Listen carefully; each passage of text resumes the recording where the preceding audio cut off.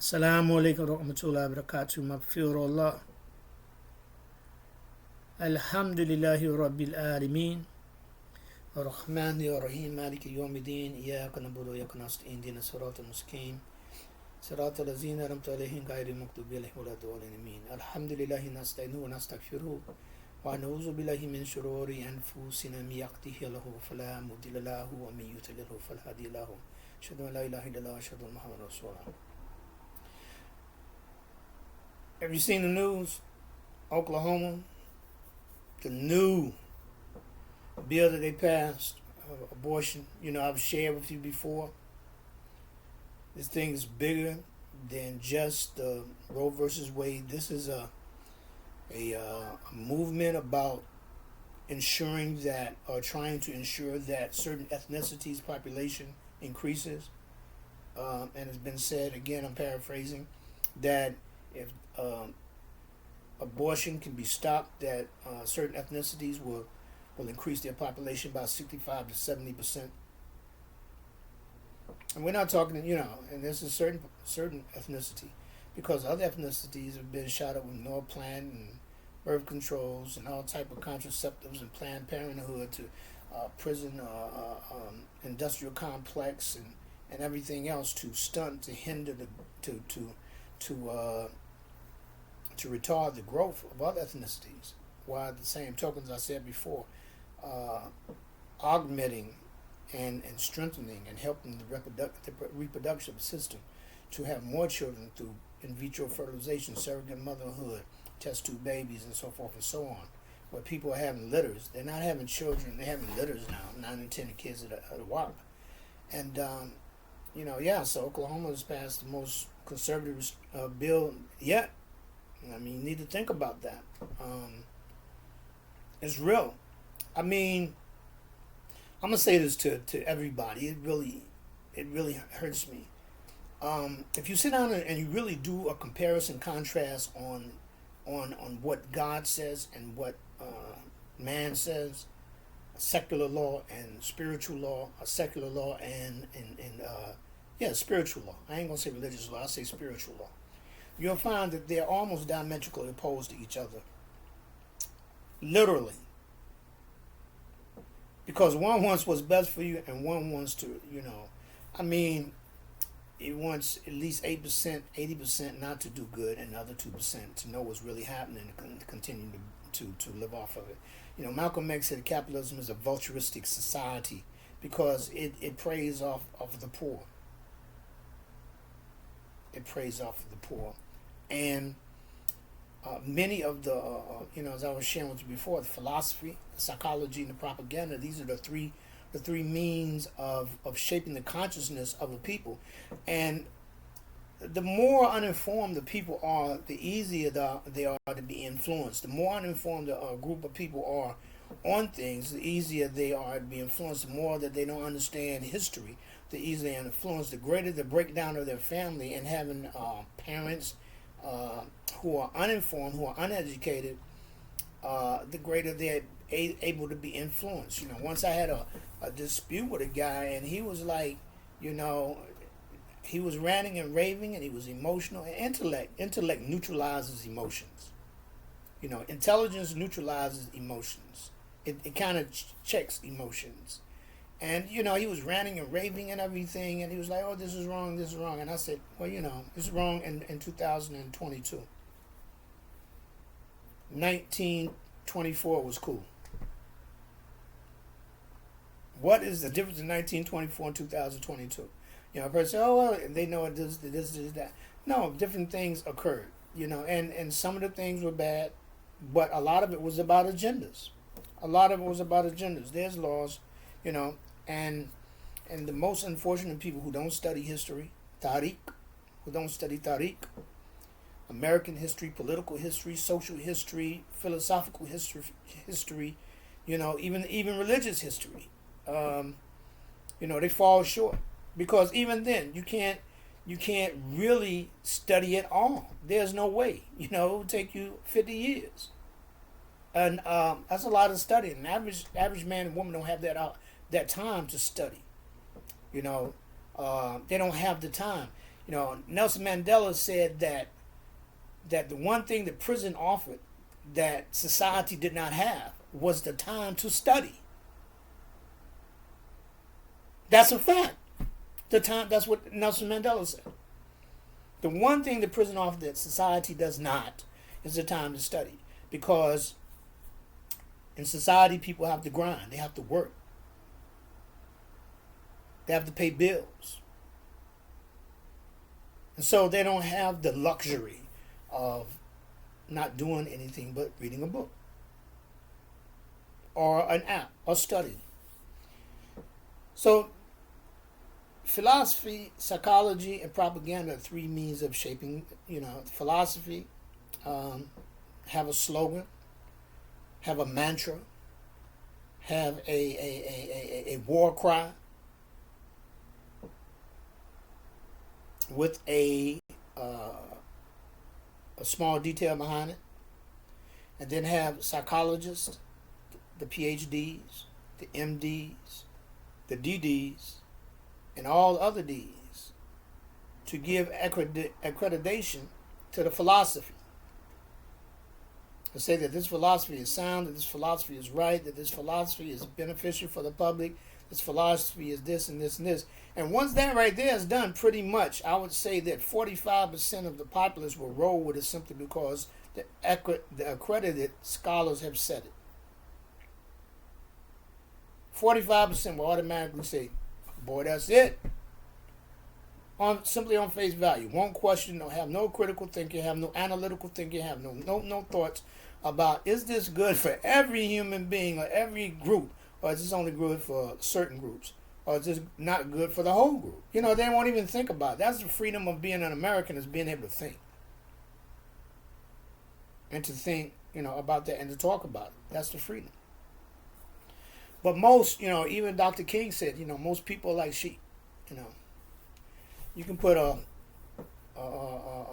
15-second commercial on TV and you can make, $10 million because most people see a good commercial and they're going to buy the product. Easy to be influenced. And the last part of that is that if the accreditation of these PhDs, these MDs, these DDs, these, BSs and BAs and MAs, if they don't get you, then you have the television, you have the laptop, you have the computer, you have the newspaper, jarida, you have the majala, the magazine, you have the kutubs, you have the books, you have the apps, you have all these different, the movies, the films, you have all these different areas that can disseminate the same thought process and therefore overwhelm the consciousness to the point that everybody begins to have mass or group think. Mass or group think. Yeah. And you submerge the people in that for a while.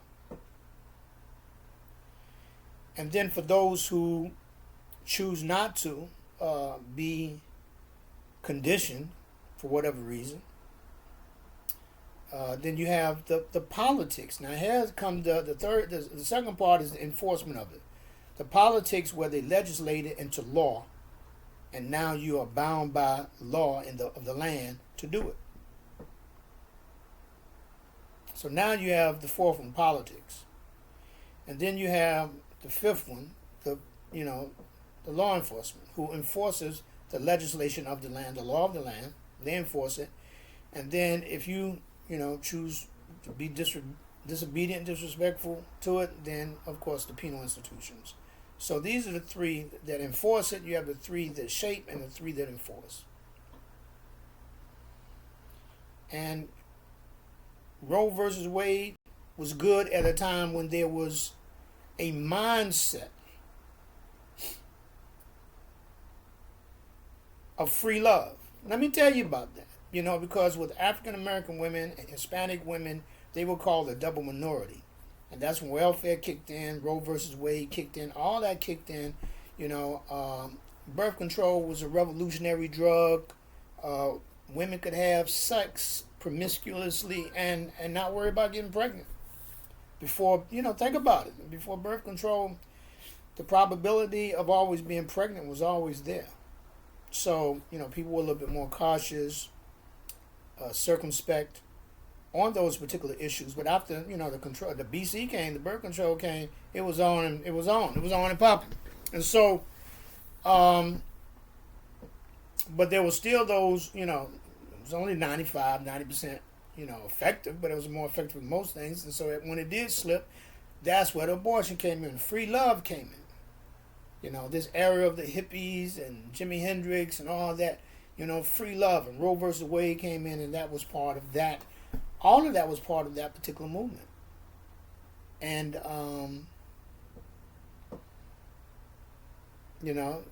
telling the male not to be in the house, but to help impregnate the woman, and telling the woman that, the powers that be would be the surrogate father, as long as she didn't have a male in the house, and how that translated for 30 generations to condition the mindset of the men to be what they were in slavery, breeders. To be the same thing they were in slavery, breeders. I was watching something the other day, and it was talking about this guy, and he had like 13 children and by like 5 different mothers, and I was like, that ain't nothing new.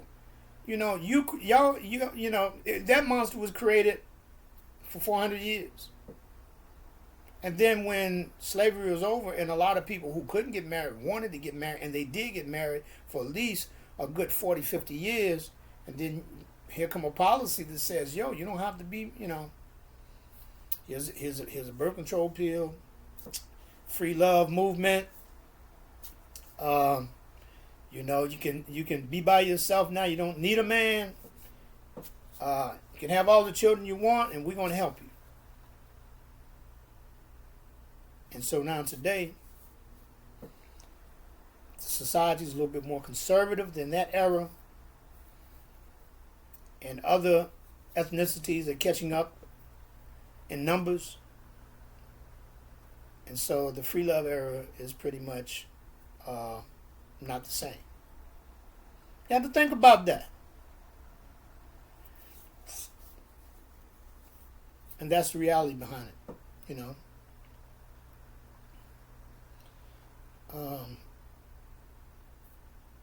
because we still want to be promiscuous, but not the responsibility, and we understand for different reasons.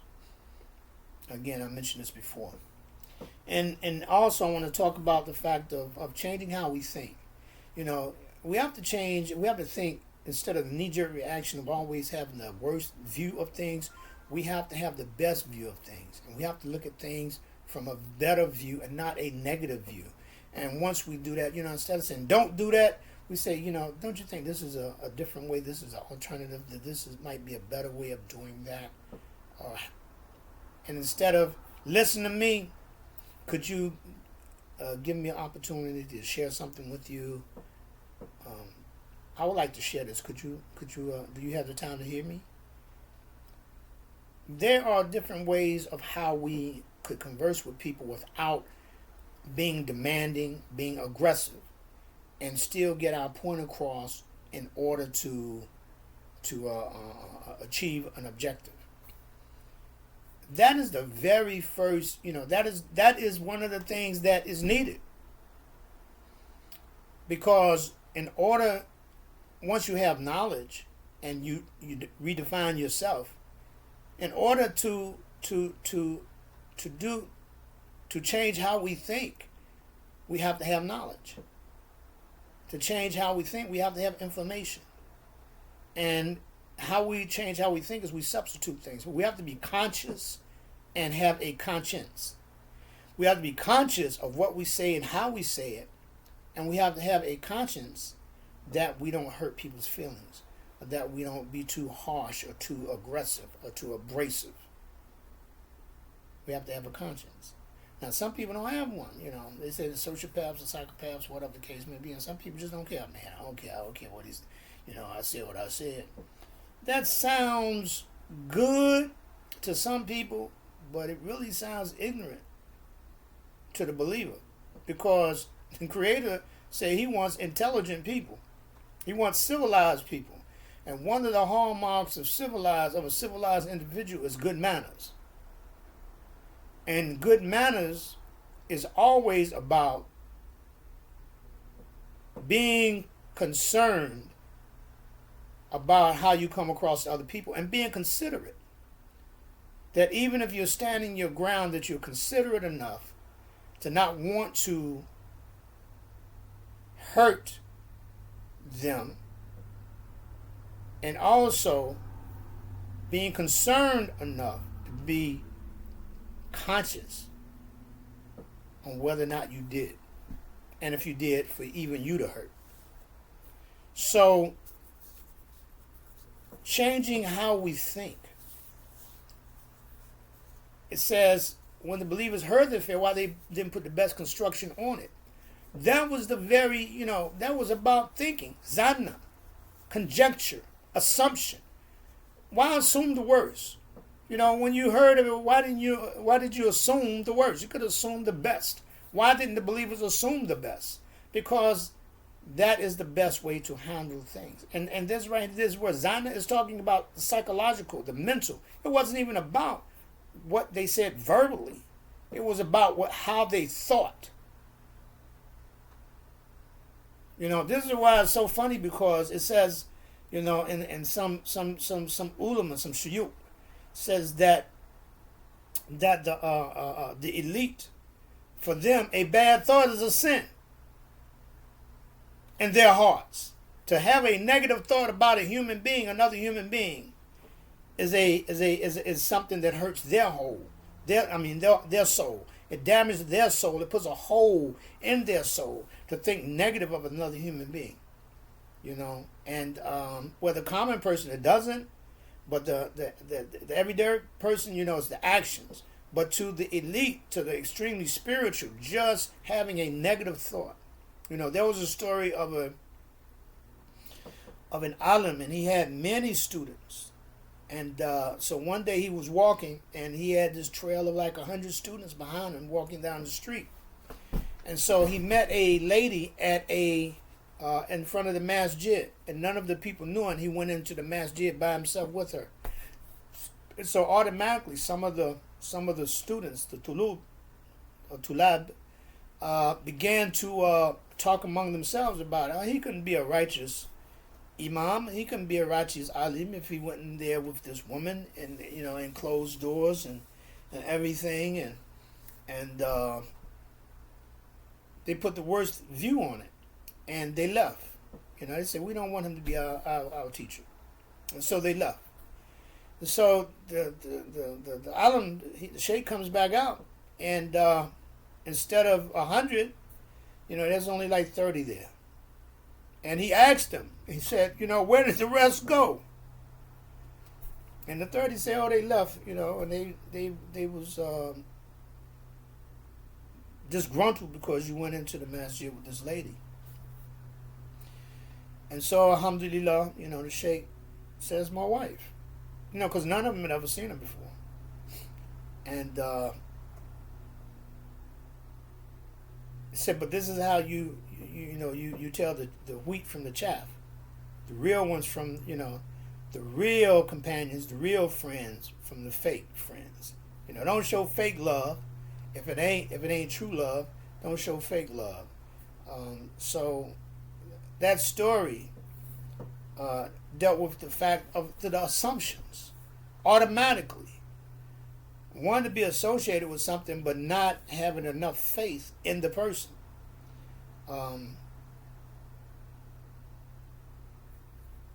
So we have to start trying to think better. In order to speak better, in order to act better, we first must think better.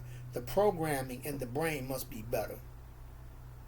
Because we are hardwired in many cultures, especially, unfortunately, many African Americans, we're hardwired, not all, but many are hardwired as human beings. They thought of the Prophet Isa, of Jesus. They said, isn't he Joseph's son? Isn't he the carpenter's son? When he was on earth, they didn't think the best of him. And Muhammad was here. They say, hey man, he's just a man just like us, man. They didn't think of him like that. It was thousands and thousands of years before people understood their worth. Thousands of years. You know, they left, it says Sadaqah Tujariyah. They left a legacy of Sadaqah, charity. You know, of Noah. They said, oh, look at that crazy guy in the middle of the desert building a boat. You know, jeered at him, picked at him, all that. You know. So, and today we tell stories about them. Because they were like salmon going upstream against everything. And it's funny because all of them were going against the norms of the societies at that time, because if you really study spiritual laws and secular laws, you will see they are almost diametrically opposed to each other. One wants the majority to be successful, and another just wants a few to be successful. And I'm not going to say which is which, but that's the truth. You know, the Prophet Muhammad, he said that, you know, and some people won't listen simply because I say the Prophet Muhammad. Some people won't listen because I'm a Muslim. But I can only tell you this.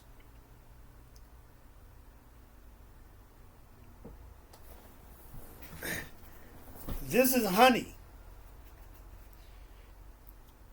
Anybody who doesn't have a major disease, who wants to augment their systems, their antibodies and so forth and so on from a lot of different codes, drink this. It doesn't matter if they're Jew, Christian, atheist, agnostic, Hindu, Buddhist.